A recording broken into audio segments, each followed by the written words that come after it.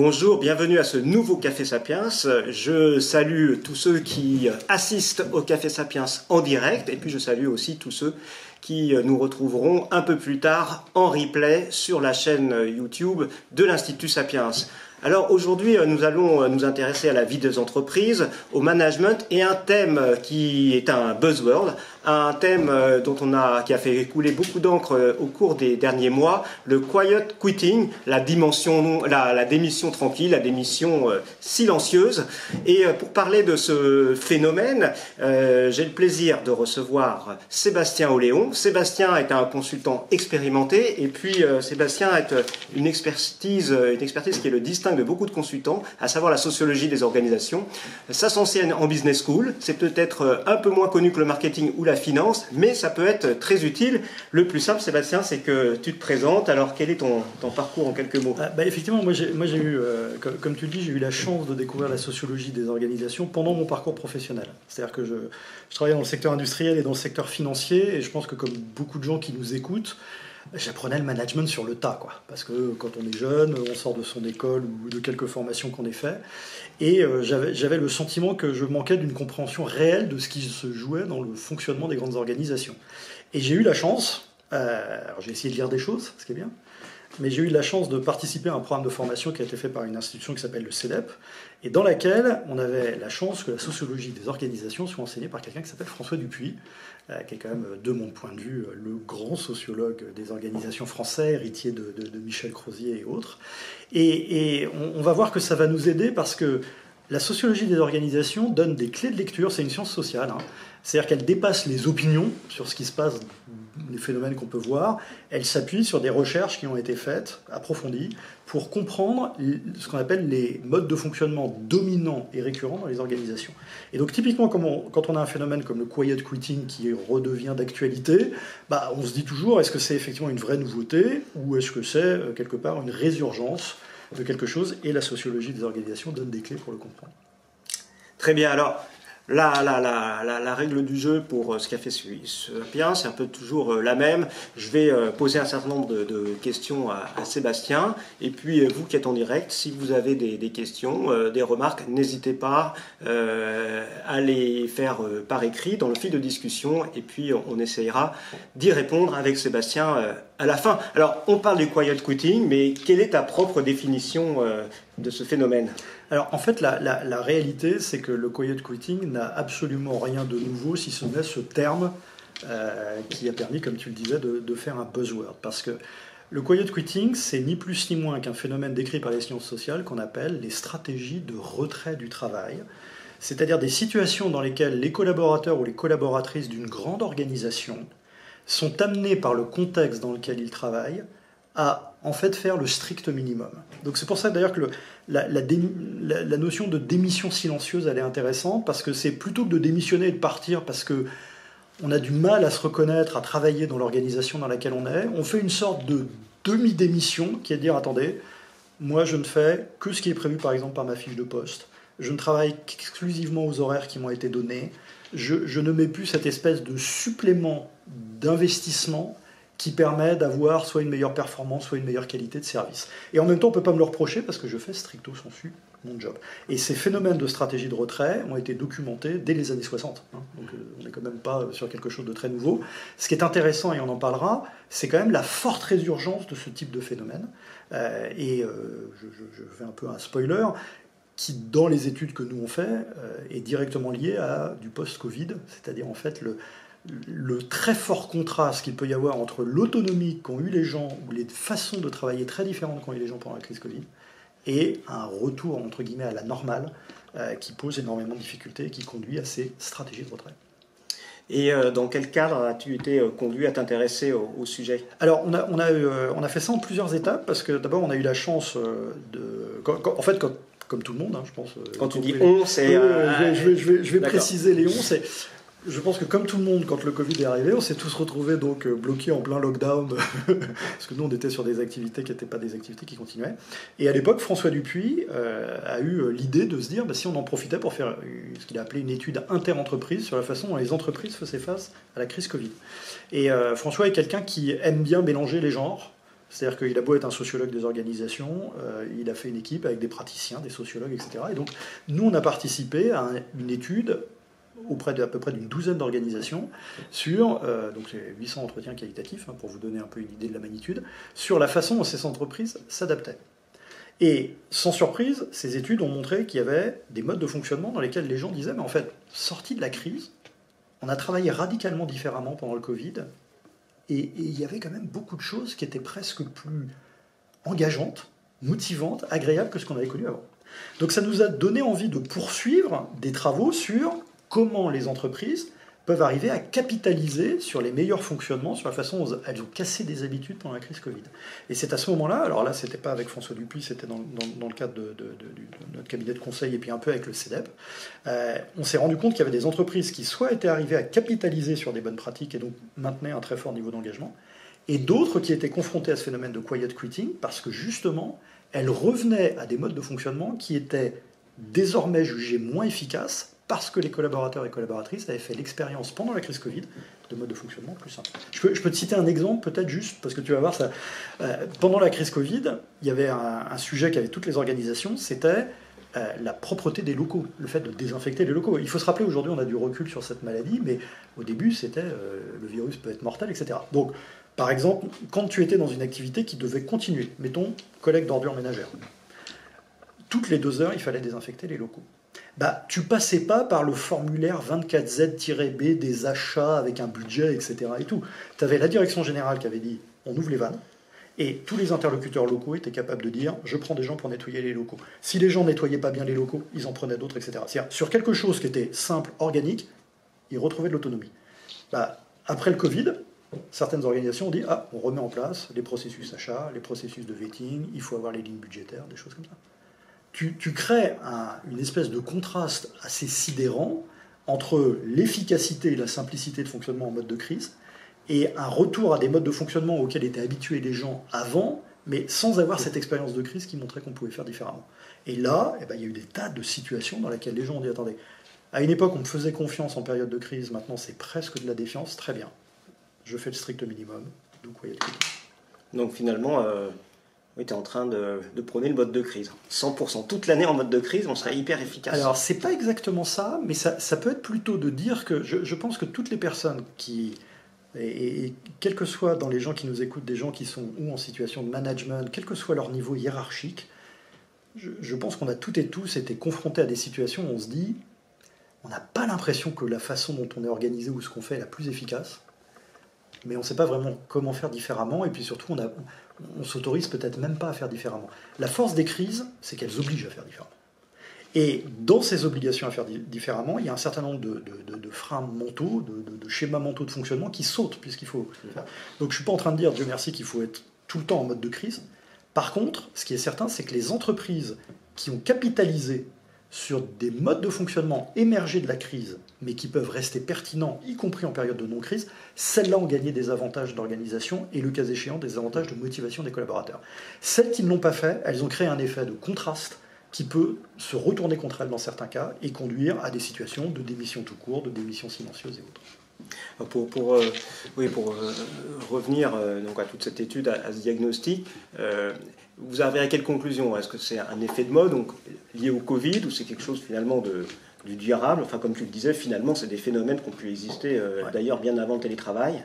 Alors nous, on pense justement que ce n'est pas juste un effet de mode, parce que, en fait, pour le dire simplement, le quiet quitting est un enfant du Covid, en ce sens que, comme je l'expliquais, les gens ont fait des expériences de mode de fonctionnement beaucoup plus autonomes, beaucoup plus efficaces, et dès lors qu'on les remet sur des modes presque bureaucratiques, eh bien, ils se désengagent du travail. Donc ça, par définition, toutes les organisations qui resteront dans ces modes de fonctionnement vont durablement avoir ces phénomènes de retrait.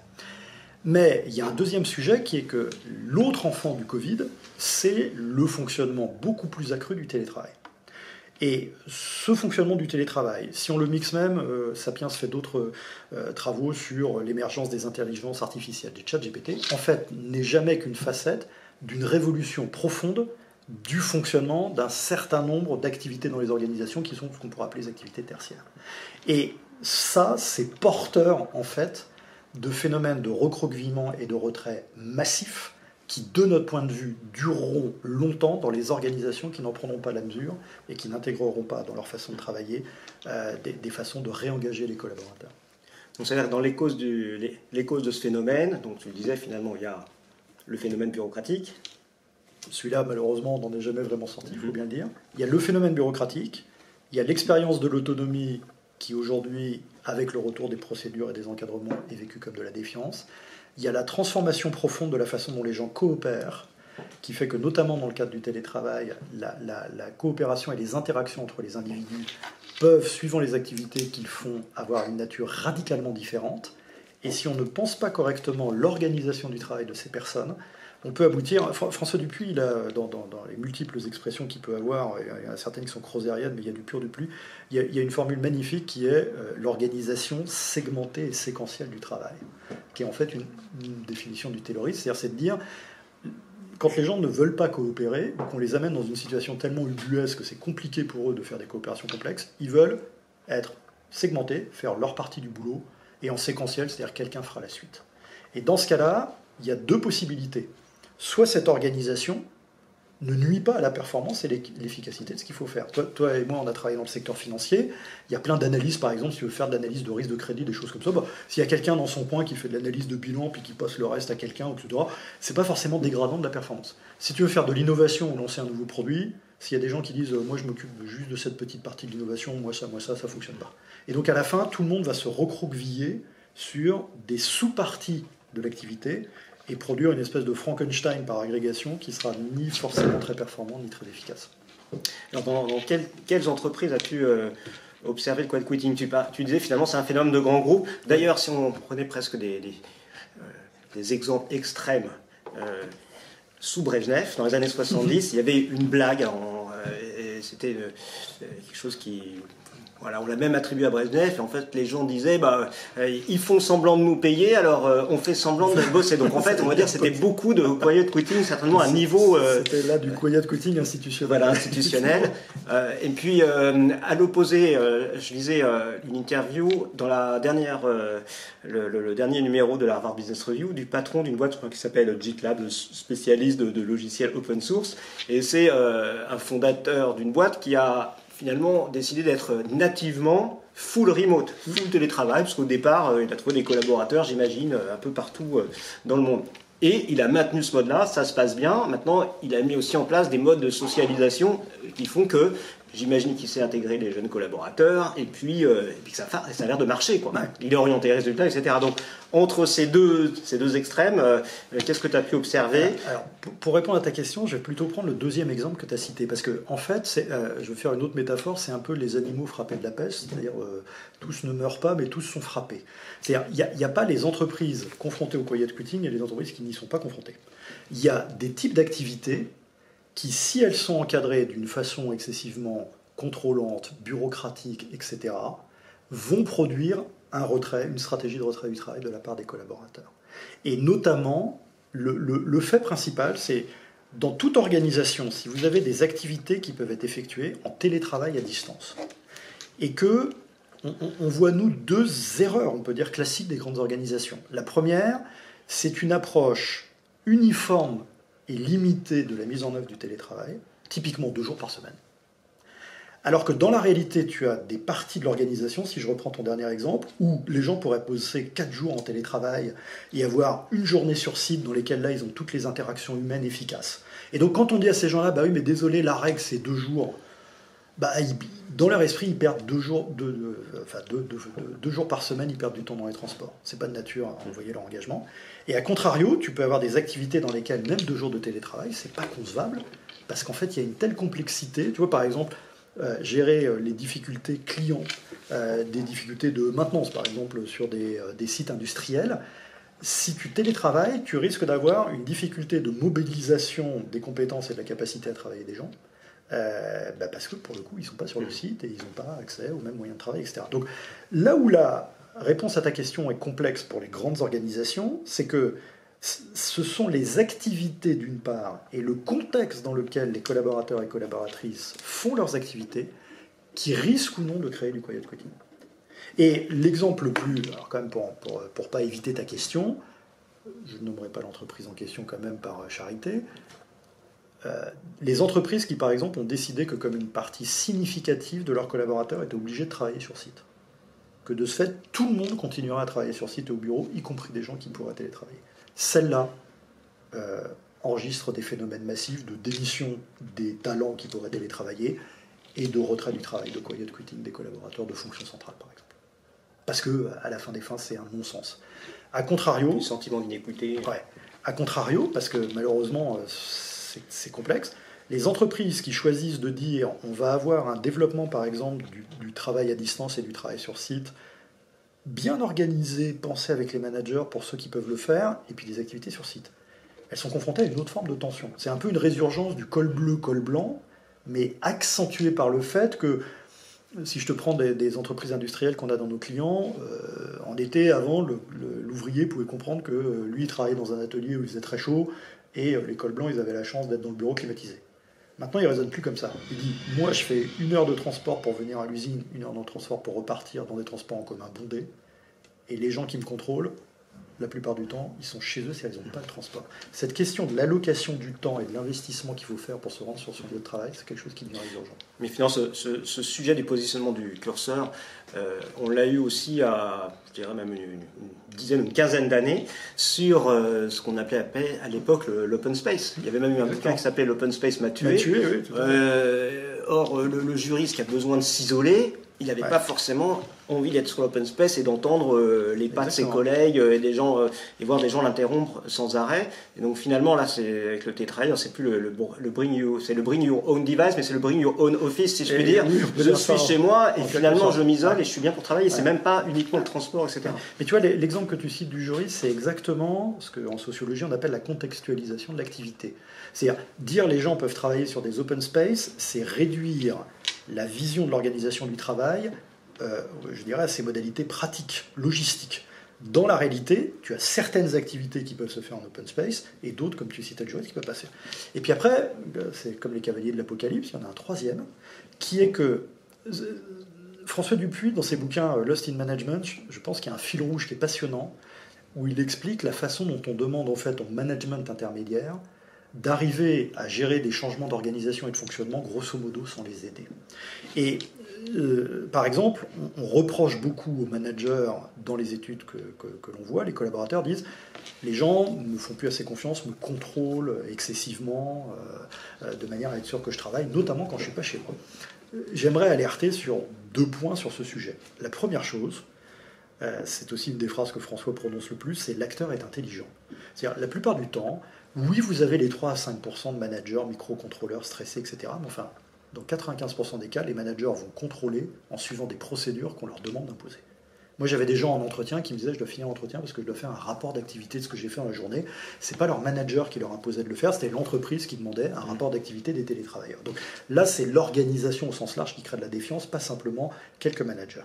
Et la deuxième chose, c'est qu'on comprend sans peine que, suivant les activités, organiser de façon efficace des coopérations entre des gens qui sont sur site, des gens qui peuvent travailler de chez eux, suivant des calendriers plus ou moins autonomes, est extrêmement complexe. Et nous, ce qu'on constate beaucoup, c'est qu'il y a un côté, les managers, débrouillez-vous.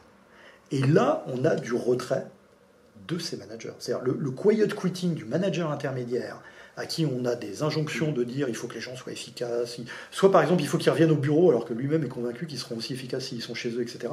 Place ces gens-là, c'est-à-dire, pour répondre à ta question, dans les organisations, je pense qu'un des bons critères pour estimer si on a des problèmes autour de ces transformations, c'est l'état du middle management et c'est l'état de stress du middle management. Et notamment l'état de retrait du middle management qui au bout d'un moment se dit écoutez, moi, oui, je dis à tout le monde de venir le mardi pour socialiser, mais enfin, il ne suffit pas que les gens viennent pour qu'ils socialisent, quoi. Mais bon, je le fais. Et ça, ce sont des phénomènes délétères, durables, qui peuvent être réellement dangereux.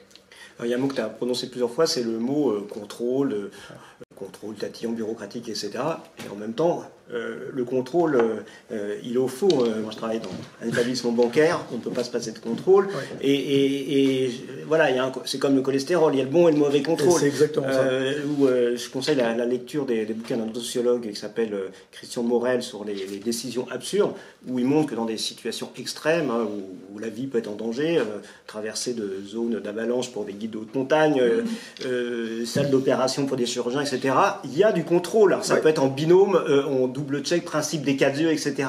Et là, le contrôle est positif, parce que ça permet de délivrer une super qualité pour les clients, ou pour en tout cas pour l'organisation. Donc, quand tu parles du contrôle, tu parles de tel type de contrôle. En fait, si tu veux effectivement essayer à très grande maille de te définir, c'est que il y a un excès de contrôle sur la façon dont les gens doivent faire les choses et une insuffisance de contrôle sur la qualité de ce que font les gens. C'est-à-dire qu'on essaye de se donner l'impression qu'une organisation est bien gérée, bien administrée, quand on a contrôlé, un tel a fait ça à telle heure, il a produit telle chose, etc., il a respecté tel cahier des charges. Ça, pour le coup, ça produit du désengagement. Vous voyez, un exemple simple, c'est si vous dites à des gens, tiens, tu parles de contrôle des risques, ben voilà les modalités de remontée d'un certain nombre d'alertes. Tu as créé des canaux figés pour remonter des alertes. Donc si quelqu'un a une intuition, voit un truc qui ne rentre pas dans une case, ben, s'il est en retrait apathique, en quiet quitting ou retrait apathique, il va dire, bah non, moi je vois un truc mais ça ne rentre pas dans les cases, je ne le mets pas. Donc est-ce que le contrôle que tu as mis en place, le processus, a créé de l'efficacité ou pas par rapport à la mission que tu te donnes? Tu peux te poser la question. A contrario, si tu dis aux gens, écoutez, vous avez une autonomie d'organisation négociée, parce qu'il ne faut pas non plus tomber dans l'espèce de naïveté de se dire les gens aiment l'autonomie. Attention, ce que les gens n'aiment pas, c'est des situations dans lesquelles les process et les contrôles sont extrêmement rigides et presque infantilisants, alors que dans la réalité, ils savent faire leur job et ils savent le faire intelligemment. Là où ils vont trouver les contrôles utiles, c'est quand ils disent, bah attends, moi j'ai produit quelque chose, j'ai une sorte de feedback qui dit, ok, est-ce que le truc est bon, est-ce qu'il est bien fait? Ça va être du contrôle utile. Tu vois, donc il y a vraiment un côté dans lequel il faut beaucoup de clarté entre ce que font les gens et le vrai contrôle à valeur ajoutée, qui est le résultat, la performance qu'ils ont produite, et puis quelque part ce qu'on peut en apprendre. Et pour ne te prendre que l'exemple du télétravail et du quiet quitting, l'exemple que je citais dans lequel tu demandes aux gens d'envoyer une timesheet de ce qu'ils ont fait dans la journée. Moi, quand je fais des entretiens avec les gens, je leur dis, mais concrètement, vous faites quoi? Puis les gens se marrent. Les gens, ils disent, mais je peux mettre ce que je veux. Les gens peuvent dire, moi j'ai des gens par exemple qui me disent, en fait, bah, je mets mon timesheet de 9h à 18h, parce que nous on demande de faire à 9h à 18h, mais en fait, dans la réalité, c'est que là, à un moment, j'ai eu un problème sur la machine à laver, donc j'ai quelqu'un qui est venu, puis il y a un truc, je l'ai fini le soir, mais je l'ai mis de 5h à 6h. Et la meilleure manière de visiter les contrôles, c'est de se poser deux questions. Ça, c'est du puits pur jus. C'est qu'est-ce qu'on cherche à faire avec ces contrôles, et qu'est-ce que ça produit comme stratégie auprès des gens qu'on contrôle.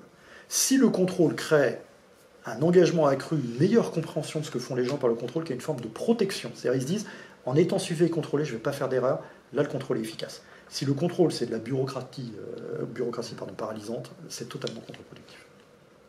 Oui, parce que tu parlais de la révolution qui constituait par exemple l'intelligence artificielle, etc. Mais c'est vrai que la bureaucratie, on peut symboliser la bureaucratie par le formulaire, hein, ça c'est un peu, voilà. Or, avec l'informatique, ça, les formulaires, on peut en faire dans tous les sens. Bien sûr. Donc en fait, finalement, on industrialise aussi à un niveau incroyable le formulaire, et on n'a jamais terminé. Il y a un vrai sujet qui est de se dire, est-ce que cette nouvelle révolution des modes de fonctionnement ne risque pas d'être, alors qu'on pourrait imaginer aujourd'hui que les technologies permettent justement aux gens d'avoir beaucoup plus d'autonomie, de délester sur des algorithmes ou des intelligences artificielles les parties à faible valeur ajoutée. Ça, c'est ce qu'on imagine intellectuellement.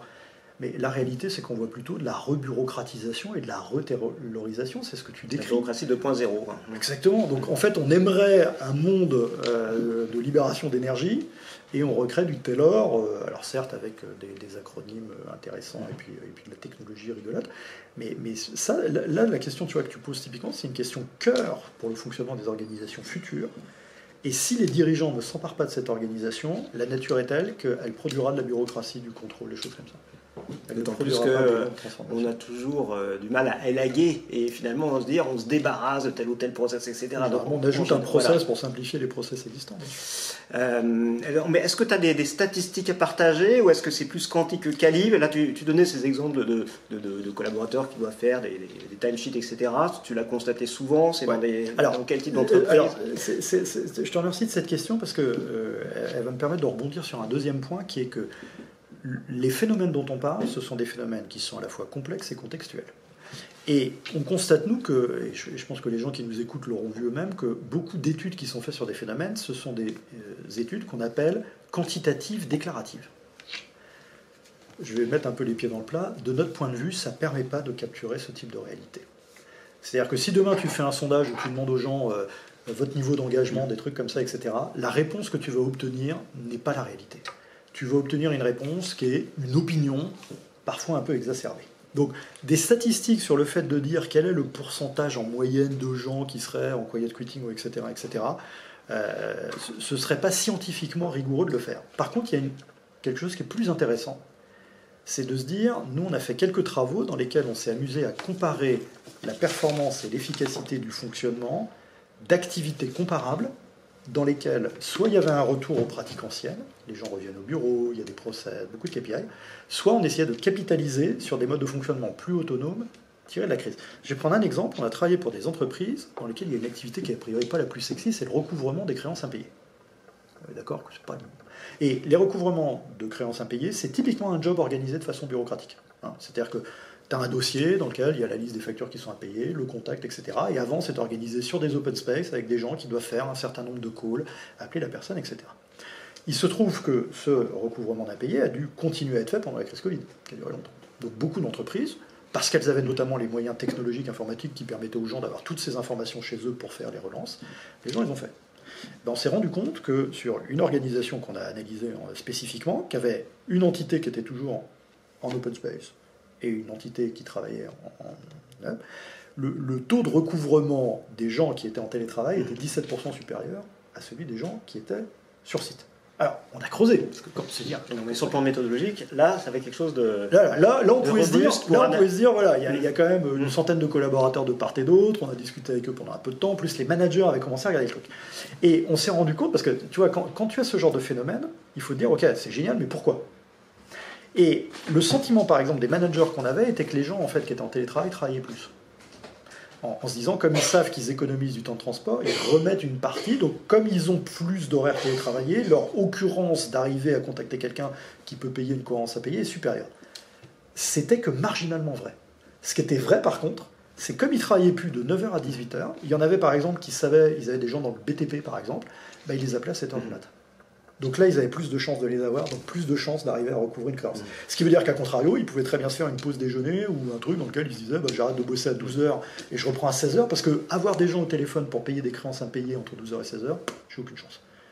Et donc ça, c'était vachement interpellant, parce que tu te rendais compte que, typiquement, ces entreprises avaient pendant des années fonctionné sur un mode d'organisation normatif, 9h, 18h, open space, système d'information, en utilisant les mêmes ressources, notamment technologiques, mais simplement en permettant aux gens d'être chez eux. Au passage, quand on est chez soi aussi, c'est dire, quand on faisait les entretiens, les recouvreurs nous disaient de temps en temps, quand on a eu un entretien très dur, quand tu es sur le plateau, tu peux tout de suite reprendre un entretien. Alors que là, tu peux te dire, attends, je me fais 10 minutes de pause, je vais aller, je sors dans mon jardin si j'en ai un, etc.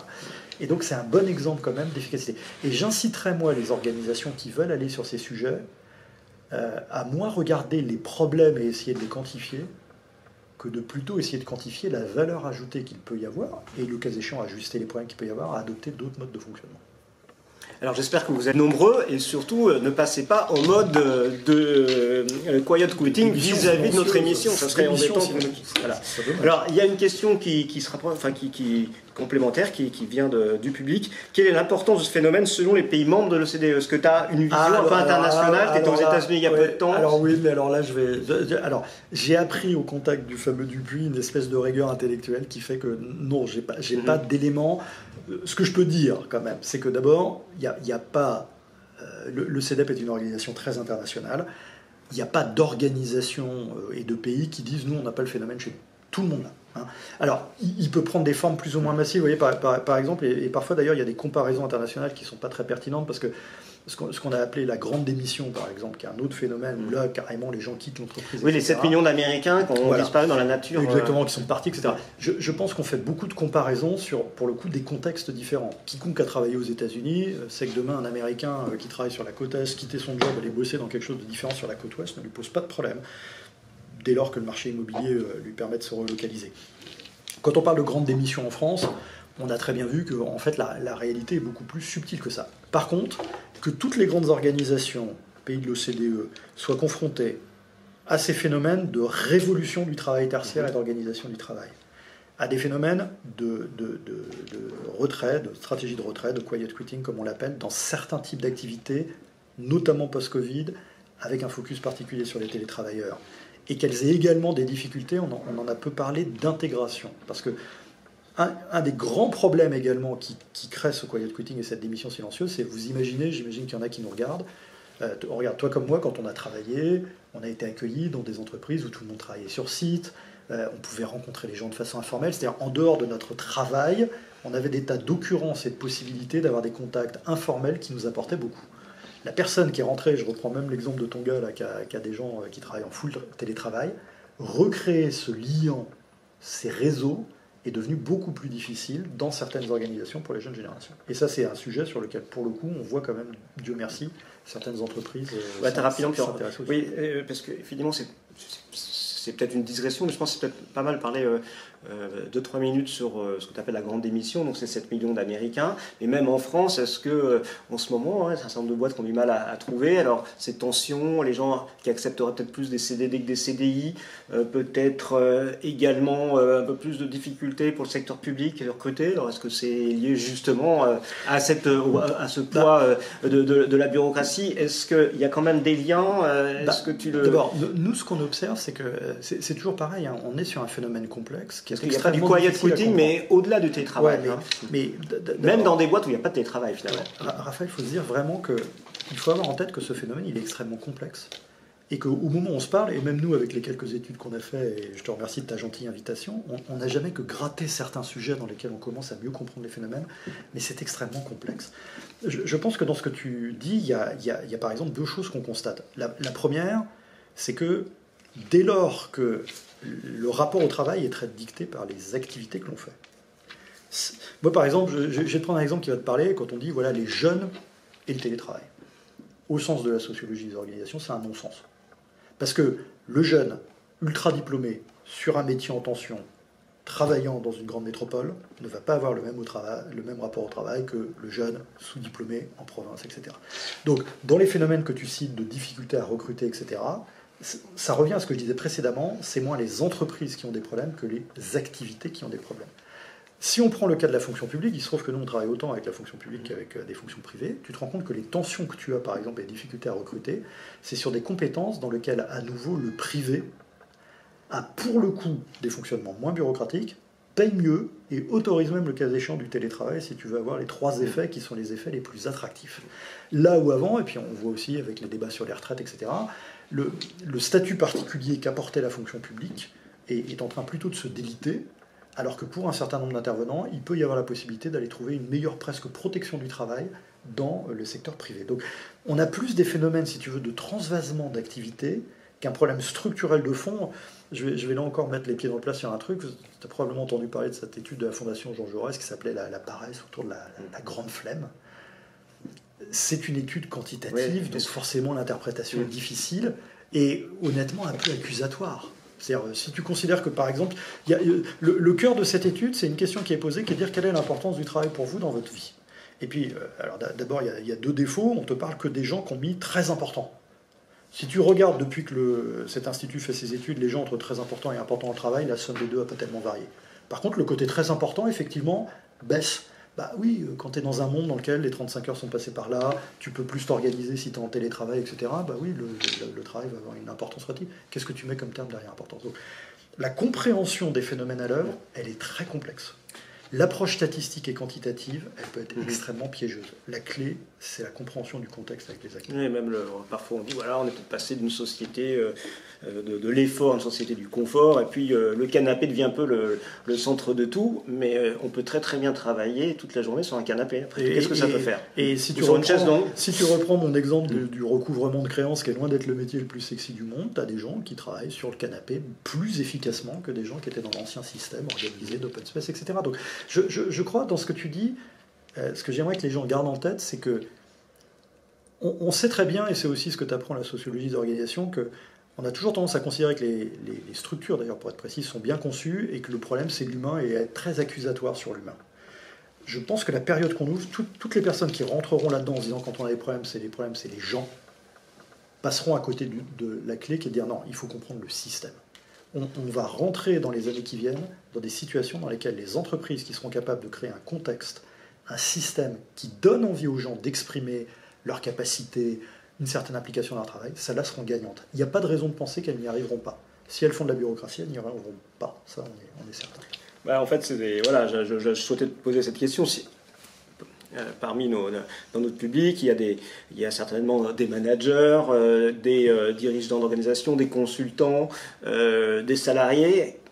Qu'est-ce que tu donnes comme conseil aujourd'hui Je pense que le conseil que je leur donnerais déjà, c'est d'avoir espoir quand même dans ce qui est en train de se passer. Parce qu'il y a quelque chose qui est assez frappant. Si vous faites des recherches sur Google ou autre sur ces sujets, vous voyez tout de suite des choses accusatoires, délétères, la paresse, le désengagement, les jeunes générations qui ne travaillent pas, tout ce que tu citais.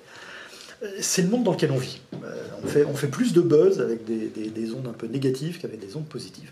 La réalité, moi j'ai une admiration pour un monsieur qui s'appelle, vous avez compris, François Dupuis d'un côté, mais aussi Winston Churchill.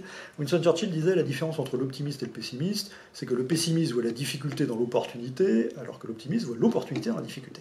Je pense que toute personne aujourd'hui qui travaille et qui est confrontée à des phénomènes de reparamétrage complexe de la façon dont il travaille, et qui voit des effets négatifs, assurément, doit voir dans ces difficultés une opportunité.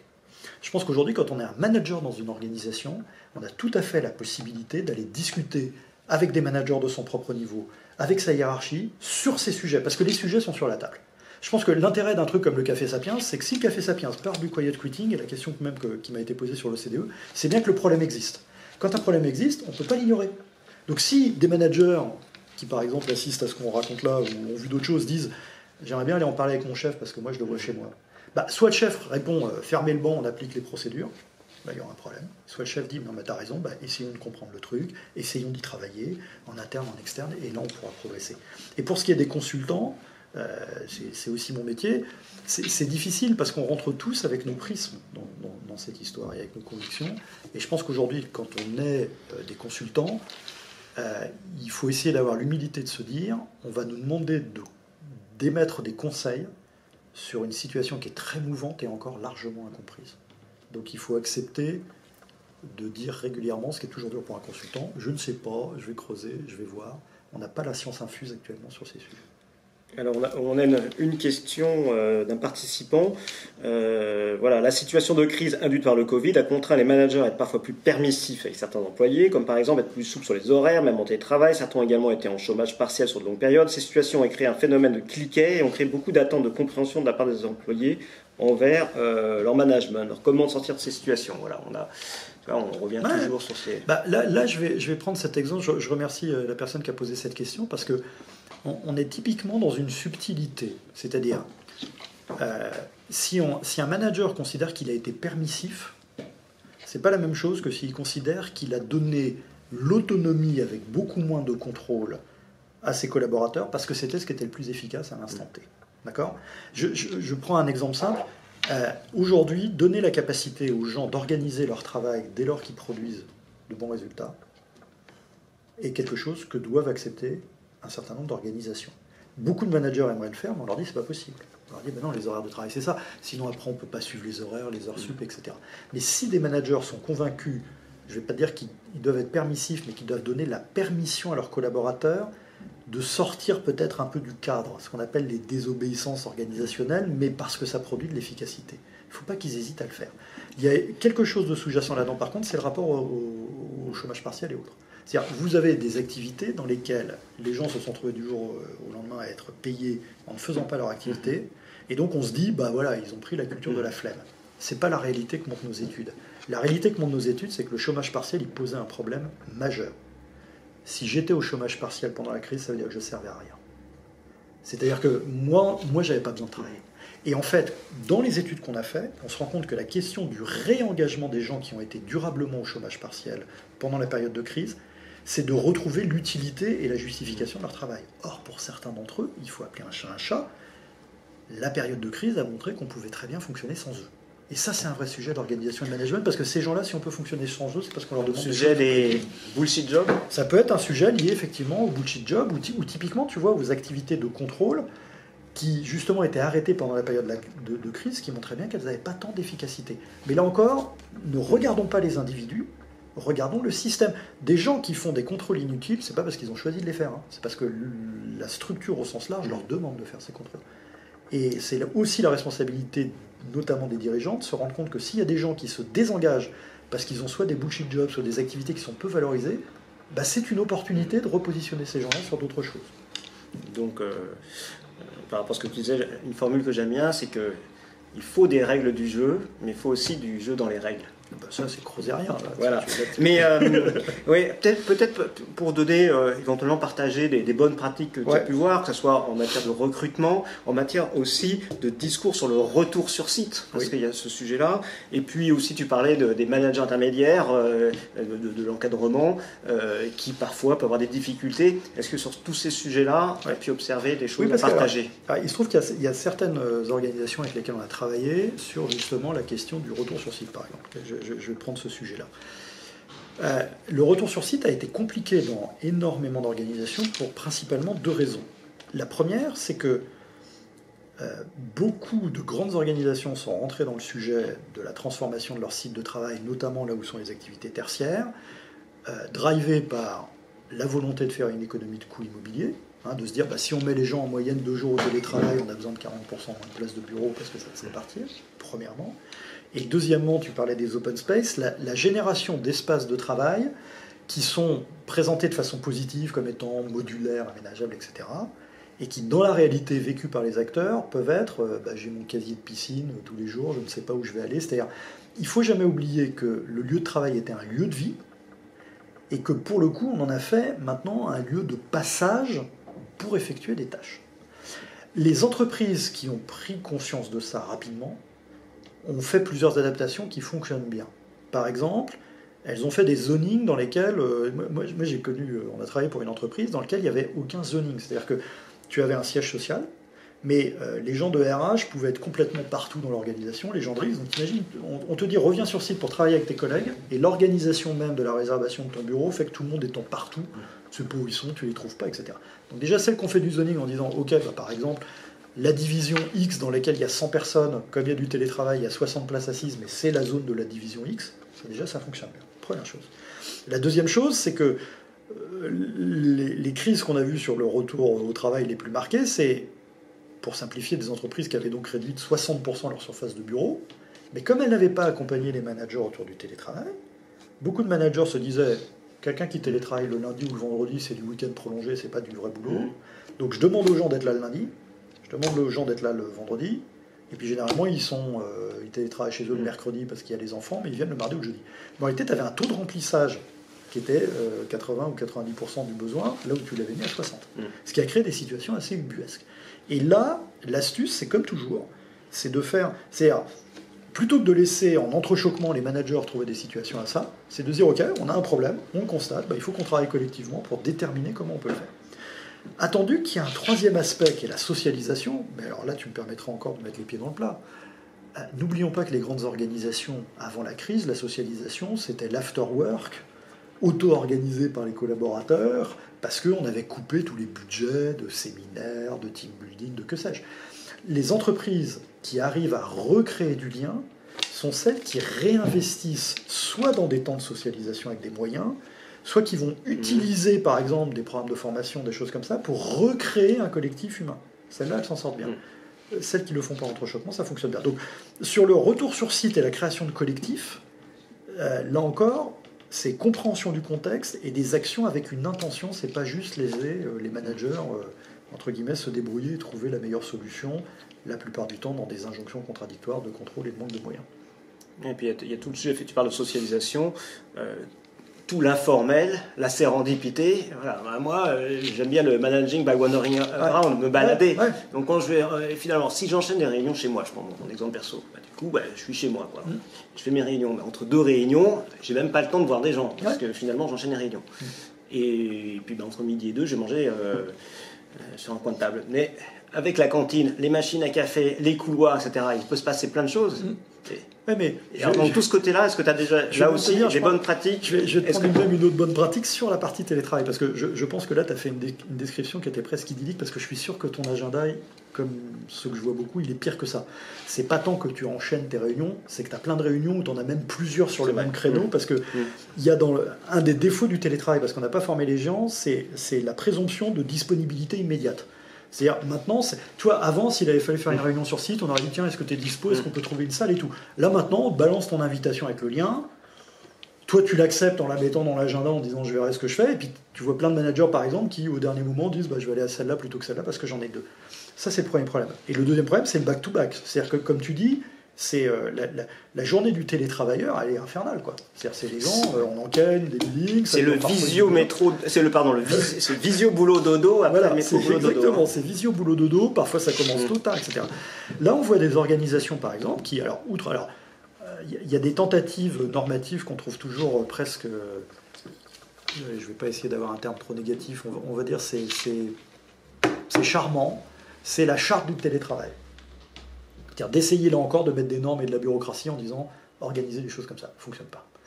On a des organisations par contre qui font des systèmes dans lesquels elles demandent aux gens qui créent des réunions digitales de réellement quand même respecter quelques principes qui sont des principes salvateurs. Un principe qui peut paraître idiot, c'est on commence en se présentant, c'est-à-dire si on ne connaît pas les autres, parce que c'était déjà le cas quand on était dans les bureaux, mais là c'est encore pire. Et dans les créneaux d'organisation, on s'accorde à dire par exemple que les 10 dernières minutes d'une réunion sont des échanges informels. C'est-à-dire qu'on essaye, parce qu'avant tu serais sorti du bureau, puis tu aurais peut-être dit, ouais là Raphaël il a parlé d'un truc, j'ai pas tout compris, mais tu n'aurais pas... Voilà. Là non, tu aurais ton Zoom suivant qui est sur un truc différent. Donc il y a quelques règles, mais qui ne doivent pas être des chartes, qui doivent être des pratiques inspirationnelles pour managers, et ensuite il faut faire confiance aux managers et à leurs équipes pour dire ok, ça on va le mettre en place, ça on va pas le mettre en place, on va l'organiser comme ça. Et puis il y a une deuxième chose, c'est vraiment important, il est important de socialiser et de se voir sur site. La pratique dominante aujourd'hui des gens, c'est de venir avoir une consommation utilitaire des sites. C'est-à-dire comme on force les gens à revenir, ils profitent de l'imprimante qu'ils n'ont pas chez eux pour faire des trucs, etc.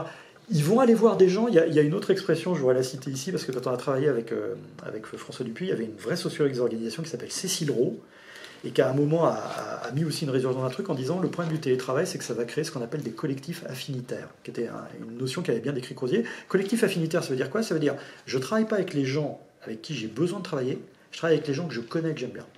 Ce qui d'ailleurs se traduit par le fait, par exemple, tu le vois dans toutes les boîtes, tout le monde a son petit WhatsApp de collègues à côté, ou même parfois pendant les réunions, ils font un WhatsApp à côté pour ne pas oser intervenir dans la réunion, etc. Le collectif affinitaire, c'est dangereux, parce que ça crée des espèces de sous-communautés qui peuvent vite être renfermées et qui fragmentent l'organisation. Donc, ça peut être aussi des choses qui font bouger la boîte, parce que ça peut être aussi des minorités agissantes, mais positivement, parce que tu fais les sociogrammes et il peut y avoir des choses... Ce que tu constates aujourd'hui, c'est que malheureusement, le collectif affinitaire... Ce que tu décris, c'est la machine à café avant où les échanges informels sur site, c'était plutôt de la régulation. C'est-à-dire, en fait, on réglait des tas de problèmes en dehors des processus organisés. Le collectif affinitaire, ça peut être dans quelques cas, mais ils sont marginaux ce que tu cites, dans beaucoup de cas, c'est un peu la machine à désespoir, quoi. C'est-à-dire, c'est les gens qui n'ont pas pu s'exprimer correctement, qui sur leur WhatsApp ou quand ils se rencontrent entre eux disent ça fonctionne pas, j'arrive pas à me faire entendre, etc. Et pour revenir au sujet qui nous occupe, c'est plutôt producteur de retrait du travail que d'engagement supplémentaire. Alors j'ai une question, et elle est en termes de phraséologie, elle est magnifique. Pensez-vous que la gouvernance adaptative, qui fonctionne par cercle d'ancrage, en s'appuyant sur des redevabilités tournantes au sein des membres de l'équipe, puisse lutter contre le quiet quitting? Alors la formulation vient probablement de gens qui se sont un peu intéressés à la systémique, des choses comme ça, donc je ne sais pas si c'est totalement compréhensible par l'ensemble. Je dirais que d'abord, la question est bien posée et elle contient la réponse, mais que je vais reformuler différemment, qui est de dire qu'au fond, la situation dans laquelle on est avec les transformations des modes d'organisation, les technologies, le télétravail, ne font jamais que remettre au goût du jour la complexité du fonctionnement des organisations qui est décrite par les sciences sociales depuis 60 ans. Et on retrouve toujours les mêmes principes, qui sont de dire, premièrement, quel est le meilleur mode d'organisation pour notre activité, le meilleur mode de fonctionnement, pour être précis, pour notre activité. Et ça, je pense que tu le sais, dans certains cas, un fonctionnement très bureaucratique peut être très efficace. La clôture d'un bilan comptable, c'est très bureaucratique, et ça marche très bien. Les entreprises, elles ont toutes clôturé leur compte pendant le lockdown. Et à contrario, il y a des activités dans lesquelles ça fonctionne. Donc la première chose, c'est de dire d'abord quel mode de fonctionnement on doit avoir. Ensuite, c'est immédiatement le rapport à l'autonomie. Il ne faut pas être naïf sur l'autonomie. On imagine que tout le monde rêve d'autonomie, d'organisation dans son coin, ce n'est pas du tout le cas. Donc c'est définir avec ses équipes, dans le contexte, c'était un peu le sens de la question, le bon niveau d'autonomie et de fonctionnement. Et ça amène ensuite à un troisième point qui est de dire, ok, Quand est-ce qu'on doit avoir des temps de travail collectifs qui vont nous permettre de faire la partie de notre activité? Le temps de travail collectif, il faut comprendre, c'est pas on travaille en individuel ou en collectif. C'est soit on doit avoir des interactions imprévisibles, spontanées, auquel cas il faut mieux être au même endroit, parce que voilà. Soit on est capable d'avoir du prévisible planifié, on peut être bureaucratique, on peut être chez soi pour ça. Une fois qu'avec son équipe, un manager a discuté de tout ça, il est capable de mettre en place un fonctionnement adapté.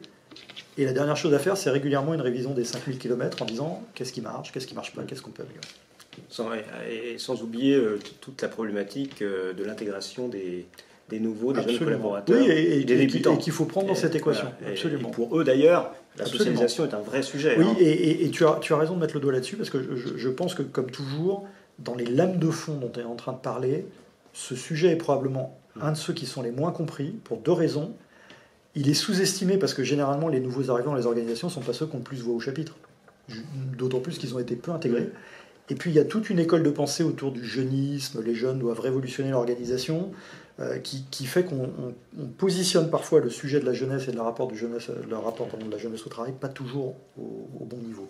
Donc c'est un peu contre-productif. Alors on arrive bientôt à la fin de notre Café Sapiens.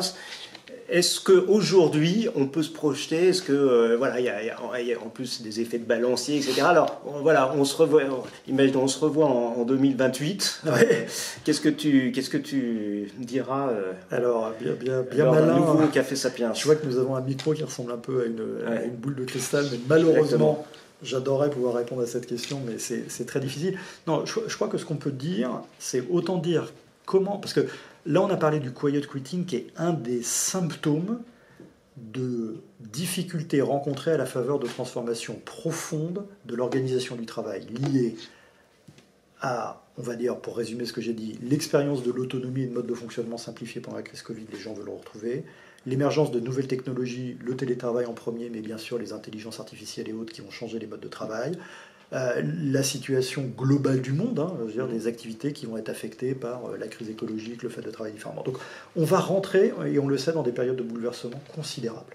Ce qu'on peut dire, c'est que, à ce jour, les organisations ont eu tendance à rester très bureaucratiques et très taylorisées pour faire face à toutes les crises qu'elles ont traversées.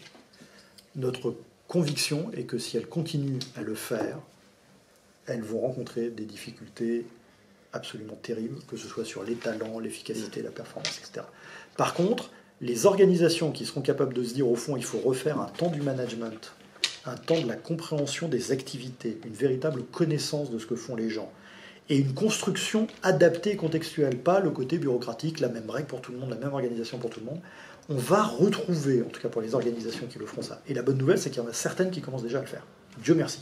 Celles qui ne le feront pas, dans 5 ans, quand on en parlera, il y en aura peut-être même qui sont un peu comme Kodak, si tu veux. C'est-à-dire qu'elles seront peut-être même plus là pour raconter comment elles fonctionnent. Merci Sébastien. Alors, je terminerai par ma séquence habituelle coup de gueule, coup de cœur, parce que peut-être pour ouvrir ou donner des idées pour poursuivre la réflexion à nos amis qui sont en direct ou qui nous regarderont en replay. Alors, est-ce que tu as envie de partager quelque chose? Je vais faire les deux.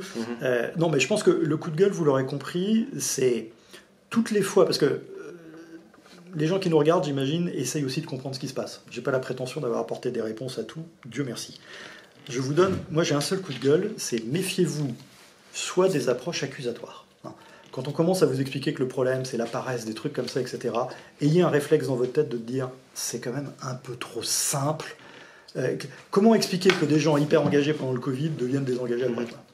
C'est les mêmes, grosso modo, la plupart du temps. Donc, fuyez les approches accusatoires et fuyez, ou en tout cas, soyez très méfiants vis-à-vis des approches très quantitatives, biaisées. C'est-à-dire, vous voyez, par exemple, si vous avez des gens qui travaillent, je vais reprendre cet exemple sur les jeunes générations, ils vont avoir tendance à avoir une lecture par le fil des jeunes générations. Ce qui veut dire qu'il y aura des choses intelligentes à apprendre, mais ce ne sera pas l'alpha et l'oméga. D'accord ? Et puis, le coup de cœur, forcément, on en a parlé. Moi, j'aimerais que tous les gens qui nous écoutent, et plus largement tous les gens qui managent, puissent avoir la chance, comme j'ai pu l'avoir, d'être davantage exposé, de comprendre la sociologie des organisations. C'est une matière qui est aujourd'hui sous-enseignée dans les business schools, un peu partout. Et comme malheureusement tout le monde ne peut pas avoir la chance, comme j'ai pu l'avoir, de travailler avec François Dupuis, tout le monde peut avoir la chance d'acheter la trilogie Lost in Management, qui sont, si vous êtes manager, collaborateur, si vous vous intéressez aux organisations, si vous avez 3 bouquins à acheter, plus ils sont en poche maintenant, ça ne coûte rien, c'est les 3 Lost in Management. François Dupuis est un pédagogue remarquable, c'est un homme qui vient du réel et qui vit le réel, et vous aurez énormément à apprendre de ça. Donc le coup de cœur, il est là, et le coup de gueule, c'est vous comme moi, on va lire beaucoup de choses, il faut beaucoup de recul, et généralement quand c'est accusatoire, c'est dire ok, il y a un biais qui quand même nous détourne du sujet. François Dupuis, d'ailleurs, tout le monde ne le sait pas, mais et voilà, il est connu effectivement dans certains cercles de consultants, de gens qui s'intéressent au management. Mais quand il y a, je sais pas, une trentaine d'années, Christian Blanc avait chamboulé, si je puis dire, transformé Air France, et avait même fait un référendum en disant c'est moi ou voilà, ou sinon c'est ma proposition, c'est mon plan d'action, mon stratégique où je pars. Bien, en fait, derrière, je dirais dans les soutes, il y a avait François Dupuis et ses équipes qui travaillaient. Et François, il y a l'os. Vous allez sur YouTube, vous tapez François Dupuis, vous allez lire des articles. C'est une mine d'or. Il y a d'autres gens qui peuvent être intéressants, mais François, c'est vraiment pour moi la mine d'or pour manager et collaborateur.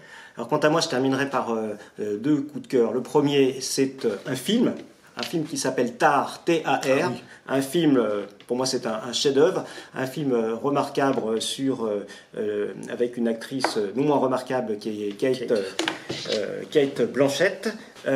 Sur une chef d'orchestre. Alors si vous voulez voir un film avec une analyse profonde sur les mécanismes de pouvoir, avec en plus un leader charismatique mais qui est très fort en communication, mais aussi qui est très fort sur son métier, parce que voilà, un chef d'orchestre, on ne peut pas être bon qu'en com, il faut être très très bon sur le plan du métier. Bien, allez voir Tar, et franchement mieux vaut tard que jamais, allez-y. Puis le deuxième coup de cœur, un peu comme tout le monde, j'ai découvert ChatGPT, j'ai testé, j'ai essayé. Et on peut dire ce qu'on veut, oui, effectivement, on n'a pas les sources, etc.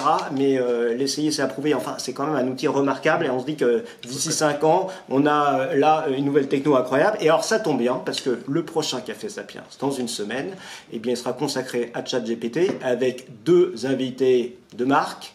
Laurent Alexandre, que vous connaissez tous, et Olivier Babot, le fondateur de Sapiens, que vous connaissez très très bien. Alors je vous dis certainement à la fois prochaine, et surtout soyez nombreux pour le prochain Café Sapiens sur ChatGPT. Merci à vous. Merci à vous. Merci Sébastien.